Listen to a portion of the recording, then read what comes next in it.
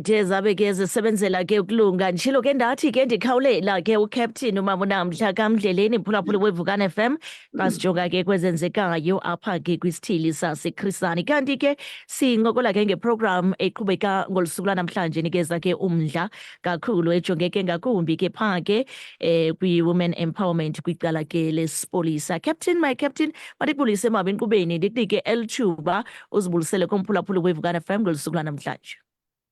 Enkosi msasazi mandizibuyisele kubaphulaphuli beVukane Community Radio, ndizibulisele nakuwe mamtshana. Nkosi kakhulu Captain mandibulele kuthe ngathi unxiba iimpahla zayo ujoga na Captain sendiqhela uformal ekuseni sendiqhela laa formality yasekuseni kuyacaca kubhizi Captain kuyacaca kubhizi ngumnyhadala kunzima umatasataya.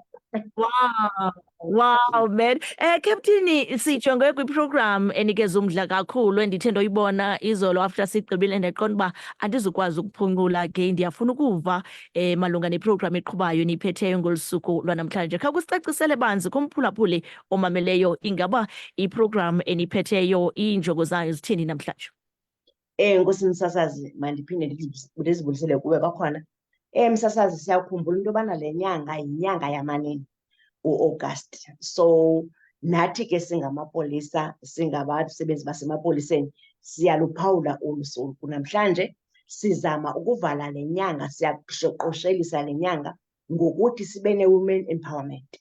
I-women empowerment yethu ke ayijonganga kuluntu langaphandle. Nathi kaloku msasazi xa sithetha ngenyanga yoomama sithetha ngokuhlukunyezwa, sithetha ngazo zonke izinto ezithi zichaphazele oomama, sithetha nabo noomama balapha emapoliseni.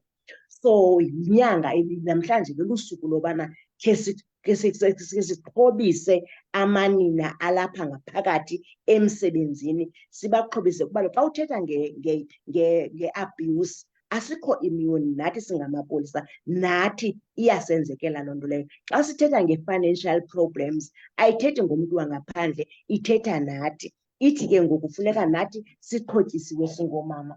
Sabalapha ke namhlanje phaya ngentsimbi ye-11 phaya kwindawo ekuthiwa kuse-AFM phaa eVictoria Park, apho amanina alapha esipoliseni ukusuka eCradock ukuyowutsho ngeDalasile ingcobo idistrict yonke yethu azabe engungene phaya amanina onke exhotyiswa. Zizawube zikhona ii-financial advisors zethu kuba kaloku enye yezinto ezibangela uba kubekho uhlukumezo okanye uhlukumezwana apha endlini ibe yiyo nayo ingxaki ye-finance. So funeka sixhotyiswe ngabantu abasuka kwiindawo ngeendawo abazosixhobisa and ke ngoku bezokusikhuthaza ingakumbi kwaba baphathi bancinci abe ungumphathi abe ekhomanda abantu ibe kodwa iposition yakhe ikwi-lower rank.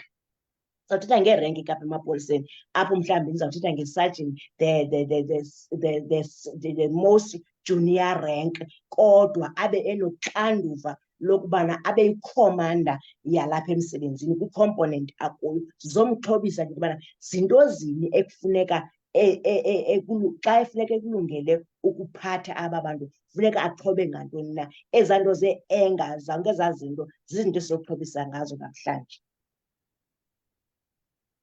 Nikeza umdla kakhulu Captain, masibulele mama ngexesha othe wabeke usiphalo enkqubeni. Sithembe ke nawusebenza kakuhle namhlanje. Inkosi wamkelekile bamthuyane.